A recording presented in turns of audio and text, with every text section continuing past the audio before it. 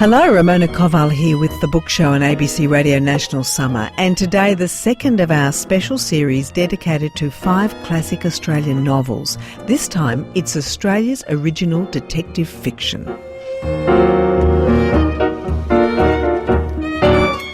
Today we open the cover of Fergus Hume's Mystery of the Hansom Cab. Published in 1886, the novel set the stage for much detective fiction that was to come, including Conan Doyle's Sherlock Holmes series.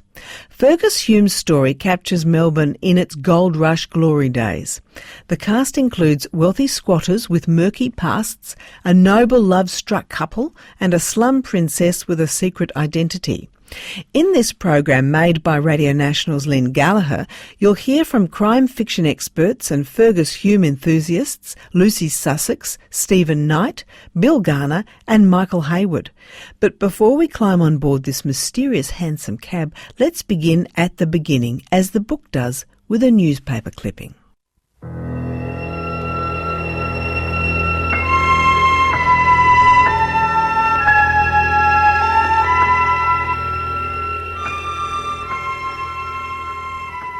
£100 reward.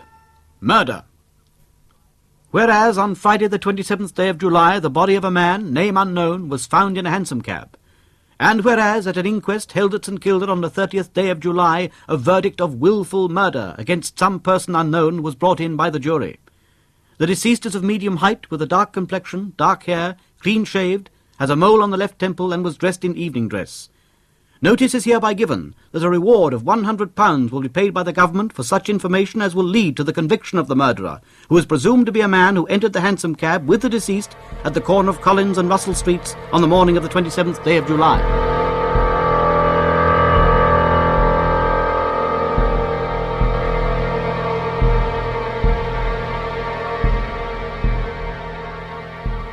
Begin with a body. That's the rule for crime fiction, because you need a body before you can hunt down a killer. But you also need a publisher, and that's where Fergus Hume's Mystery of the Hansom Cab nearly came unstuck. He had to self-publish. Here's our 3 major protagonists with the story. Fergus Hume was unable, when he wrote the novel, to find a publisher. As we always say, Hume was rejected. It's one of the famous rejections. What a mistake. Not a single Australian publisher, and you have to say that was partly due to the colonial cringe, that they thought that nothing good could come out from the colonies unless it was first published in England. Hume published it himself, apparently, and it did pretty well in Melbourne. It's said to have sold 5,000 copies, and clearly got about because there was a fine parody published in Sydney, Mystery of a Wheelbarrow by W. Humer Ferguson, and that was published in London too. But at that time in Melbourne, and especially on Little Lonsdale Street, there were a whole lot of printers, and those printers sometimes acted as publishers. So it went off like a cracker. And in the first year in Melbourne, it sold 20,000 copies, which leads you to think that practically every literate adult in the city read the book. The book was then picked up by these kind of scoundrels in the UK who formed a dedicated company called the Hansom Cab Company. And they bought the copyright from Hume for £50. Second mistake. It was the first kind of crime blockbuster ever. I mean, the book went into 11 languages. I mean, the tragedy of his life was that he parted with the copyright for £50, and then, of course, it sold 1 million copies. Some people say 1 million copies. I've seen a copy with 550,000 written on it, so I think you can probably say 500,000's roughly right.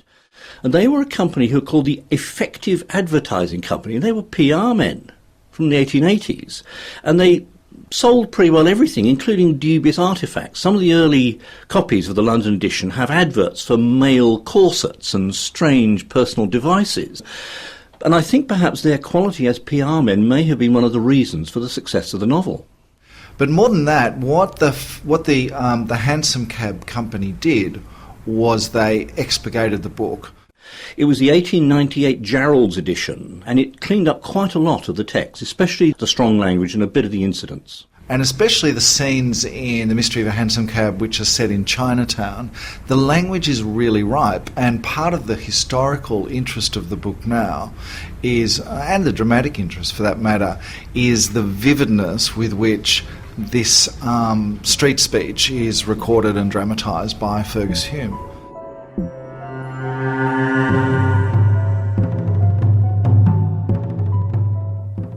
What have the boys been up to now? There ain't no swag here this time, blast ye. Who was that woman who died here 3 or 4 weeks ago? How the hell should I know? I didn't kill her, did I? It was the brandy she drank. The Queen was allus drinking, cusser. Do you remember the night she died? No, I don't. I was drunk. Blind, blooming, blazing drunk, so help me God. So when we decided to redo the book, we wanted to pay tribute to its 19th century heritage, but also we wanted to publish the book that Fergus Hume wrote. And there are 4 copies in existence of the unexpurgated edition. So we went back to one of those, which was held by the Baillieu Library at Melbourne University, and in effect put back into print an edition of Mystery of the Hansom Cab, which hadn't been read for 100 years. Michael Hayward, Managing Director of Text Publishing. Also in the mix you heard literary critic Stephen Knight and Lucy Sussex, who's in the midst of researching Fergus Hume and turning up some astonishing facts.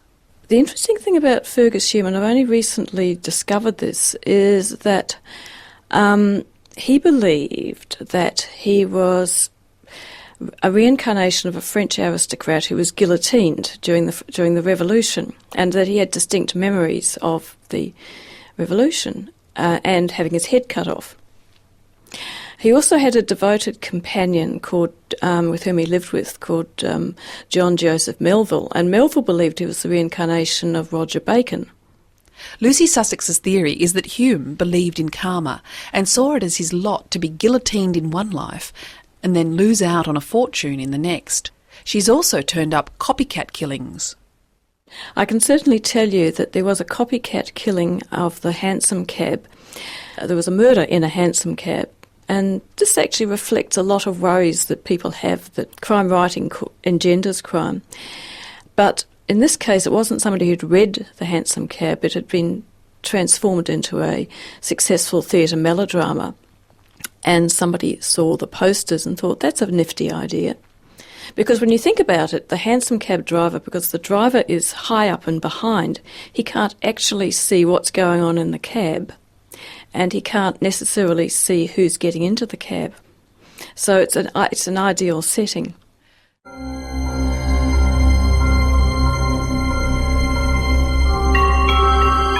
Modest maiden, villain vile, mystery woman dark with guile, father hiding youthful slip, hero keeping buttoned lip, unacknowledged wife, a tryst for gaga granny, secret sister.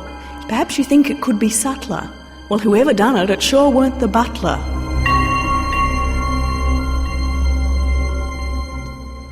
As well as parodic poetry and melodramatic musicals, The Mystery of the Hansom Cabs also inspired films. Firstly in 1911, then again in 1925, and more recently, Bill Garner wrote a modern adaptation. This is a film script that's in the bottom drawer, Len. Huh? You understand that. So it hasn't been produced. It probably won't be produced. But I had a glance at it, in preparation for this, and I thought it read quite well. Well, said Mr. Gorby, addressing his reflection in the looking-glass, I've been finding out things these last 20 years, but this is a puzzler and no mistake. The hansom cab murder had been put into his hands in order to clear up the mystery connected therewith, and he was trying to think of how to make a beginning. As a detective story, it suffers from the fatal flaw that it actually has two detectives, and sort of one gives up or gets kicked out of the story halfway through, and then a second one takes over. You've got Gorby, Sam Gorby in the first half, and then Killslip in the second half. So in a sense, although it's regarded as one of the great sort of early detective stories, it's quite different in its form from what we would regard as a modern detective story in that way. And I don't think I think that for a feature film it was necessary to find a way of casting it into a modern form, into a shape that people would relate to. But that's not what I think the primary interest of The Mystery of the Hansom Cab is. So you didn't actually make it one detective instead of two? Yes, I did. I kept Samuel Gorby because I liked his name, and I thought, well, I mean, one of the things that the whole story is about, it's very much about class. It's about the middle class protecting itself, and in fact, in the end, doing in the poor working class girl, Sal Rawlins, from her legitimate inheritance by keeping the knowledge of it secret from her. And I thought, well, wouldn't it be interesting if Sam Gorby was a larrikin detective? You know, imagine what the very first detective in Australia would have been like. And you have to know that early on, detectives weren't part of the police force in the ordinary sense. They came in as outsiders. They were sort of a bureau. They were sort of privateers who were brought in to work on cases. So there was a sense in which you could develop a character that had a bit of independence and who could get kicked and get into trouble and so on, but also would run across particularly if he's working class or sort of, on his upwardly mobile, a Flash sort of cove he was, recognisable character. And so that actually worked quite well as a way of I could then run the character all the way through. There was no violence used, for his clothes weren't torn. So he must have been taken sudden, and before he knew what the other chap was up to. By the way, I don't think I examined his clothes sufficiently. There might be something about them to give a clue. At any rate, it's worth looking after, so I'll start with his clothes. So Mr. Gorby, after he had finished dressing and had his breakfast, walked quickly to the police station where he asked for the clothes of the deceased to be shown to him. Here he found something which interested him very much, and that was a pocket made on the left-hand side of the waistcoat. Now, what the deuce is this for? How this ain't Taylor's work. He did it himself, and jolly badly he did it too. Did you keep much of the dialogue? Oh, I don't think I kept any of the dialogue. I found actually quite a lot of the dialogue to be sort of quite over the top. I mean, whether or not Mother Guttersnipe's way of speaking is at all credible, I don't know, but it doesn't read very credibly. Whether or not Hume actually caught the sound of the voices of Melbourne at that time, I'm a bit sceptical, to tell you the truth. And certainly the dialogue in the book wouldn't work in a modern film. No, that I threw it all out.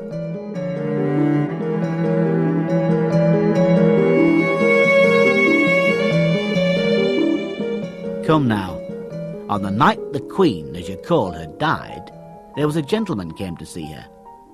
So she said, retorted Mother Guttersnipe. But no, I don't know anything. I was drunk. Who said? The Queen? No, my granddaughter, Sal. The Queen sent her to fetch the toff to see her cut her lucky. Wanted him to look at his work, I suppose, cuss him, and Sal prigged some paper from me box, she shrieked indignantly. Prigged it when I were too drunk to stop her.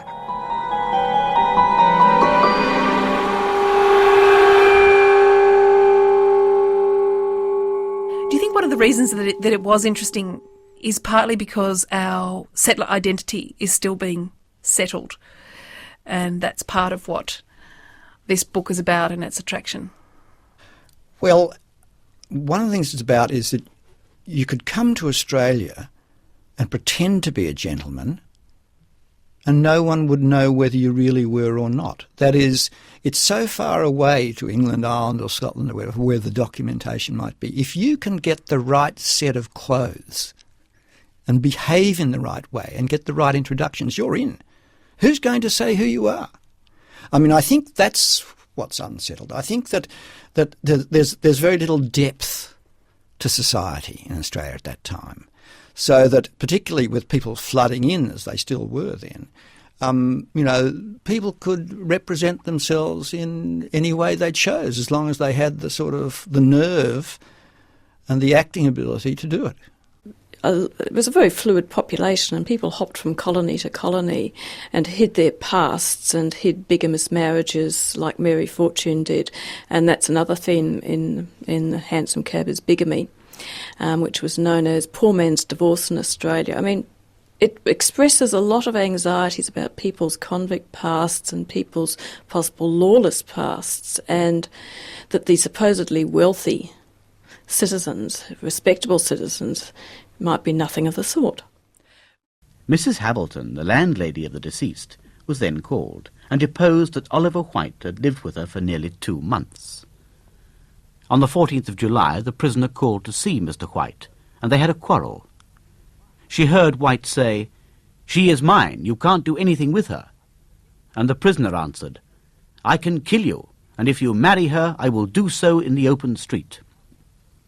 There was a great sensation in the court at these words, and half the people present looked upon such evidence as being sufficient in itself to prove the guilt of the prisoner. Well, I think all settler societies, and, England is a settler society, the English came from Germany, for God's sake, speaking as a Welshman, they all are in a conflict between what they have brought, what is there, and what is made in this complex dialectic. And in Australia, of course, you have the weird situation of a completely sort of negative start in all sorts of ways, convictism, in treatment of indigenous people. But because of, advantages of environment, which Hume was onto in some way, you see a positive development. So, you have things like the Melbourne Arts Complex, which is, since my time in Melbourne, is rather magnificent, and you have a rather splendid lifestyle. But you still have in Australia, and I admire this, there's still this questioning about, is that right? Did we do right? How should we respond to Indigenes? That questioning is still going on in Australia, and I applaud that. It's something that, someone like Obama is trying to bring back in America, and I've got my doubts whether it's even allowed in England. You've got to do what Prince Charles says, basically. So I think that's the interrogations that these early novels make, sometimes awkwardly, and sometimes, as with books like Cunardoo, sometimes, both wonderfully and unacceptably at the same time. I think that's a central feature of Australian culture, and very good. And it's in The Mystery of the Hansom Cab. You're listening to Radio National. I'm Lynn Gallagher, and this is The Book Show, and part 2 of our special series of classic Australian novels. It's Fergus Hume's Mystery of the Hansom Cab. Hume himself was a New Zealander and only spent 2 years in Australia, but his description of 1880s Melbourne has become iconic.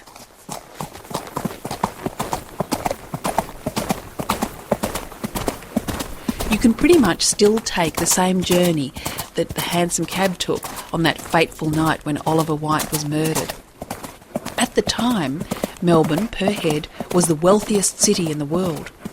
And Hume takes his readers from its highs to its lows, from the snooty Melbourne Club to the opium-infested, crime-ridden slums of Chinatown. This is marvellous Melbourne, where everyone has money and is spending money. They stopped at the Melbourne Club. Calton went to the office to find out if any letters had been waiting for Fitzgerald, and found there a waiter with whom he was pretty well acquainted. "Look here, Brown," said the lawyer. "Do you remember on that Thursday night when the Hansom Cab murder took place, if any letters were waiting here for Mr. Fitzgerald?" "No, sir. There were none in the rack, but there was one brought to him that night." "Ah," said Calton, turning sharply. "At what time?" "Just before 12 o'clock, sir." "Who brought it?" "A young woman, sir. A bold thing, begging your pardon, sir, and no better than she should be. She bounced in at the door, bold as brass, and sings out, 'Is he in?' 'Get out,' I says, 'or I'll call the police.' 'Oh, no, you won't,' says she. 'You'll give him that.' And she shoves a letter into my hands. 'Who's him?' I asks. 'I dunno,' she answers. 'It's written there, and I can't read. Give it him at once.' And then she clears out before I could stop her." "And the letter was for Mr. Fitzgerald?" "Yes, sir, and a precious dirty letter it was too."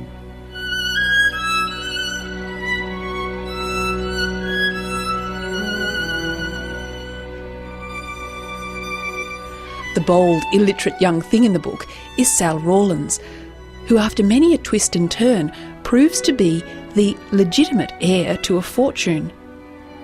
But Sal needs to be found. Then our hero can be saved, and then the heroine, Madge, can marry him.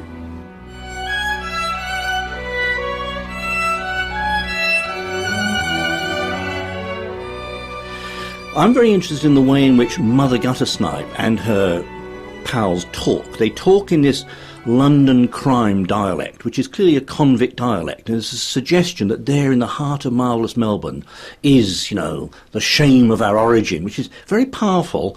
And interestingly, in the figure of Sal Rawlins is sort of redeemed by the story, yet also in some way at the end treated very patriarchally by the story. She's made a maid. She's made a maid, and they decide not to tell her who she is. I think anyone, perhaps especially women, find that completely unacceptable now. That was one of the things I wanted to address when I adapted it for a feature film, because it's unsatisfactory for a modern audience that the rich should rip off the poor girl like this simply by sort of burning the confession, which would legitimise her. But one of the things is that those stories of that period often depended on a document or a secret of some sort. And you have to remember that in those days, there might only be, even with official government documents, there might only be 1 or 2 copies of them. And this is why if a document goes missing, or if the parish registry is sort of the page is raised out, someone's whole official history can disappear with it. It's not like today where documents come in many, many forms and can be reproduced and recovered and so on.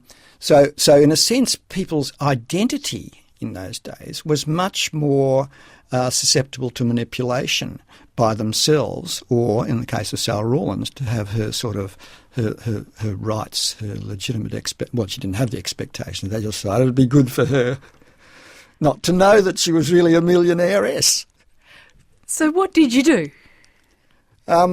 Well, I wanted to keep intact the idea that the rich people would actually protect their interests.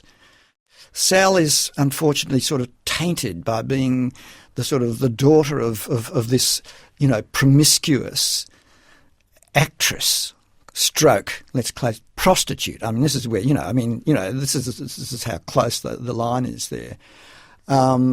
So I actually, in my version of it, I actually thought, look, I want Sal to survive. Oh, that's one of the things I did too. I wrote into my story. I wrote because I knew something that Fergus Hume didn't know. I knew that the Big Depression was coming and that all these people were going to be wiped out within a couple of years.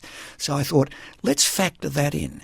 So all of those young men sort of, playing the market, they're all going to get wiped out. And even Brian Fitzgerald and Madge are going to get wiped out, even if they're on the other side of the world, because their Australian shares are going to be worth nothing. And so I thought, but I want Sal to survive. So how can I give it? She takes the bit of money that they give her and she opens a little shop. So it's something to do with buying and selling stuff that you'd still need even in a depression. So I wanted to sort of give her a way through. But this isn't what happens in the book. Hume allows Sal Rawlins to become a maid, and she's never told she is the heroine's half-sister. There's a sense in which class in those days operated almost like race.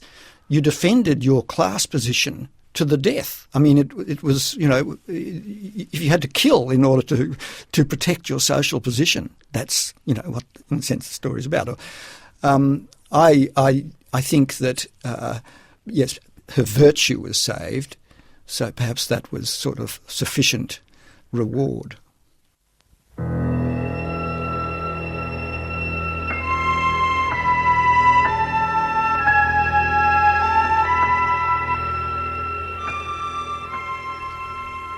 Brian was sitting in his cell in the Melbourne jail considering his position. He saw no hope of acquittal except one, and that he did not intend to take advantage of, for his fiancée's sake.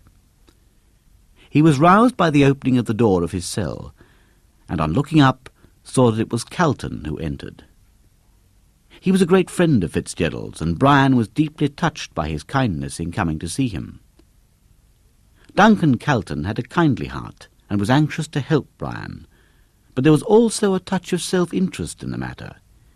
he had received a note from Mr. Frettlby asking him to defend Fitzgerald, and he foresaw in this case an opportunity for his name becoming known throughout the Australian colonies. Look, in this country we are extraordinarily neglectful of our literary heritage.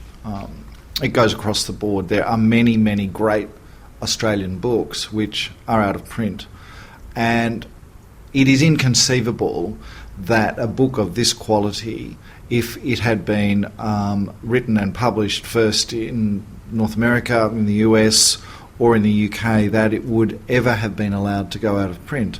So I think we're just doing what good publishers do and, kicking over the nuggets of gold that lie beneath our feet. And of course the book sells well because it's not only hugely readable, it's not only an incredible portrait of Melbourne in its boom era in the late 19th century, but it's about the invention of a genre. Reading this book with the two detectives, Kilsip and Gorby, you can see, as it were, the genre of the crime novel forming before your very eyes, because this is a very, very early manifestation of a police procedural. Hume is inventing the form, and he happens to be doing it in Melbourne in the mid-1880s. So it's kind of inexcusable that the book was ever neglected in the way that it was, but of course it finds a readership now in exactly the same way that Wilkie Collins still has a readership, or Sir Arthur Conan Doyle still has a readership. What I think the multiple detection does is sort of almost suggest this is social detection. Just as the characters come from all social levels, so the inquiry, it's as if the city is studying it itself. And that's what you actually find back in the 1840s genre of the mysteries of the cities, the mysteries of Paris, mysteries of London, mysteries of Philadelphia. As these great cities got to recognise they were different, they sort of faced and resolved these problems for themselves. And it is the post-gold rush Melbourne which has reached this complexity and is producing this account of itself. And that's the other thing that marks it out, because it's fully urban. It's one of the first fully urban novels that we've got in Australian literature. Or is that too strong a... No, I think that's true. I mean, clearly there have been some bits, there's a bit in Sydney, The Forger's Wife, and some convict stories in Tasmania, and the great Mary Fortune set some of her police officer stories in Melbourne, but briefly. Much of them, the settler material is about goldfields, the bush, and all those complexities. But yes, this story, and this is where it's like Cameron, just takes on the city, tells the story of Melbourne, in a way, really, that Australian fiction hardly did again until the likes of Peter Corris and Morel Day in Sydney, Shane Maloney, Gary Disher in these parts. It's early in that way and very exciting. There were a few issues for Fergus Hume. He actually wanted to be a playwright. And in a story that was to become very familiar, he was unable to interest the stage managers in this booming city in his plays, because what they were saying to him was, look, really what our audiences want is product from London. It's much better for us to put on plays which have been written and performed in London. We're not interested in your colonial productions. So he decided to write a novel, and you get this tremendous sense from The Mystery of a Hansom Cab of a place bursting with energy. Now, the novel that he wanted to write was going to be a crime novel, and he was interested in this French crime writer named Gaboriau, and apparently found his books in the State Library and read them to provide himself with a kind of template about how to do this kind of book. But once he made the decision to set the book in Melbourne, it was inevitable that in solving the problem of how to write a novel, which would be about the committing of a crime and the solution to that he was also going to provide an incredible portrait of this society. So you've not only got the booming city, you've not only got the urban poor, you've not only got the Chinese, but you've also got the squattocracy in this novel too, and the huge fortunes which were being made in the pastoral country around Melbourne and around Geelong. Hume mentioned Gaboriau in his later introduction, and he mentions Gaboriau 3 times. Gaboriau was a very popular French bestseller, mystery novels with Monsieur Lecoq, the know-all and do-all detective. And he did do that, but he didn't use one detective. It's a more complex model. He uses 2 detectives, both of which are reasonably okay, but not masterful. And much of the detection is done by the lawyer, Mr. Colton, who is said to be a bit like Hume himself, who was a lawyer and working as a solicitor's clerk in Melbourne. But quite a lot of sensational novelists, like Mary Braddon, were using lawyers and professionals. So he links the French-style mystery story with a terrible murder, lots of puzzles, and an outcome at the end that's amazing, with the sensational novel. And some of the treatment of Melbourne is pretty sensational.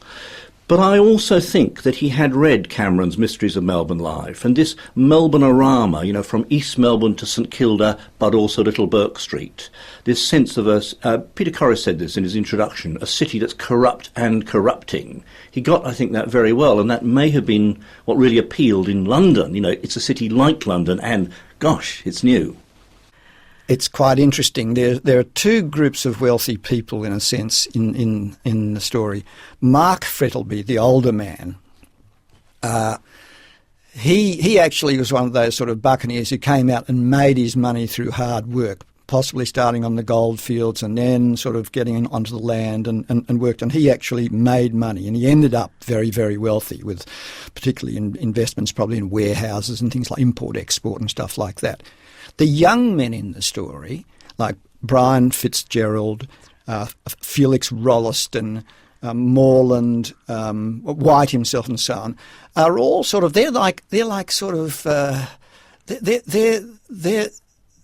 they're people who live off what we would used to have been called unearned income. They're playing the market. These men don't seem to work. I mean, if anything, they stand around at the stock exchange in Collins Street, which was under veranda, sort of swapping bits of paper. I mean, it's a recognisable type. People who've actually made a lot of money by simply being in a bull market, right? So there's a whole lot of social life that goes on that seems to be sort of unsupported. But what's interesting is there's also this feeling that there's a very thin layer between having wealth and it all disappearing.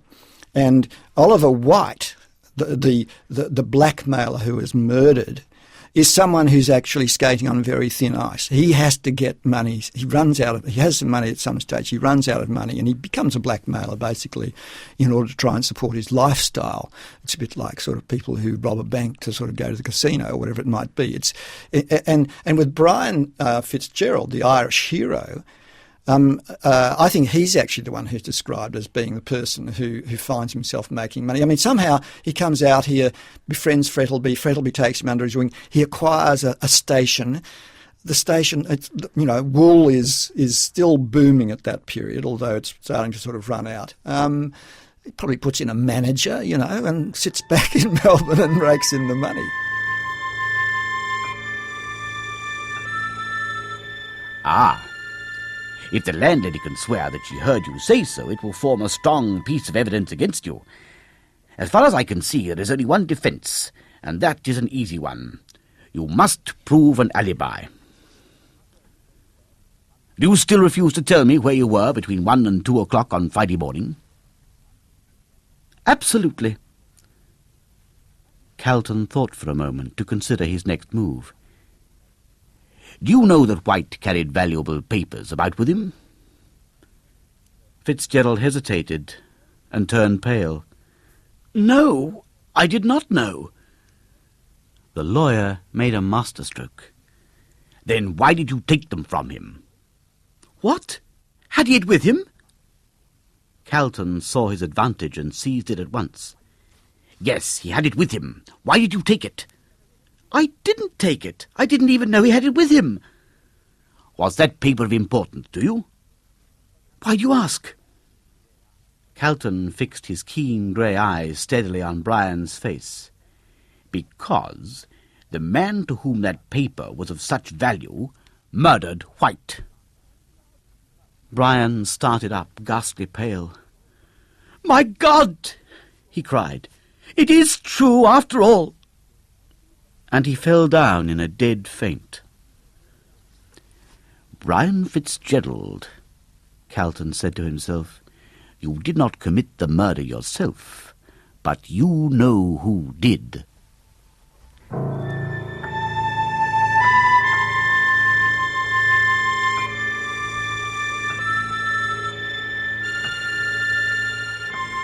After much suspense and noble deeds of daring do, the young lovers are able to escape from Australia and live happily overseas.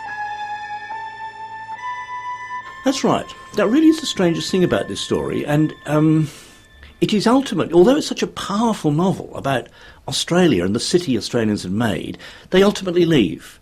What happens at the end is that Brian Fitzgerald, this handsome and, to my mind, pretty useless Irish gentry, down on his luck, marries the lovely and strong and partly new woman, Madge, who is now rich with her father's property, and off they go, back to England with it. You could say it's a colonial appropriation. The Australian assets that Frettlby built up have been reappropriated back to England, and it's quite possible that that is part of the appeal for a London audience. It is an Australian story, but it's actually a tourist story. It all comes back here in the end. Very strange. And in my little 50-year-old Arrow book edition, I've never seen that one. It says that this is only was his first, and then he went on to write 150 other crime novels. That's not right, but he wrote a lot of novels. Master of Crime, who wrote over 100 books, is what it says in the front of the Arrow book. That's quite accurate. Okay. That is better than the Oxford Dictionary National Biography. That's been written by some probably alcoholic journalist who knew what he was talking about. Or probably by the secretary at the Arrow office, who was probably a very bookish woman. But none of them did as well. No. After Mystery of a Hansom Cab, Hume wrote a follow-up called Madame Midas, which I think is terrific. It didn't do as well, but it's about a real woman, Alice Cornwall, who owned a mine, and he sets it at Ballarat, and all the problems that came from the mine, all the shysters and criminals who cluster around. I think it's very good, but it isn't Melbourne, and it didn't do so well in London, and he just kept writing. He never had a bestseller again. He wrote crime stories, spy stories, romances, often with women central in them, and treated in a fairly, respectful, not exactly feminist, but fairly respectful way. One that interests me is called Hagar of the Pawn Shop. I think it's about 1895. Hagar is a gypsy girl who wanders into a pawn shop and sort of works there and takes over when the owner dies, and each story is about her solving problems for the pawn shop visitors, and at the end she marries an itinerant bookseller. So it's a nice sort of fantasy. So Hume seems to have had all sorts of compartments in his head, but none of them matched The Mystery of a Hansom Cab. And none of them earned him any money. He died poverty-stricken, really. Yes, he only had a couple of £100 when he died.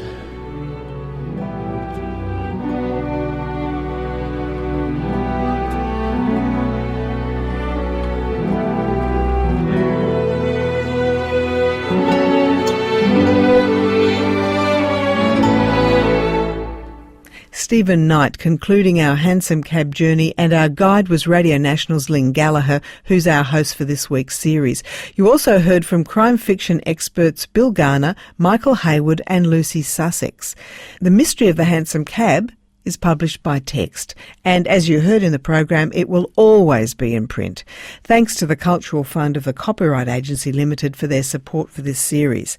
That's it for another Book Show Summit program. Tomorrow we open the cover of another Australian classic, The Solid Mandala, by Australia's Nobel Prize winning author Patrick White, as he challenges his characters to develop or die.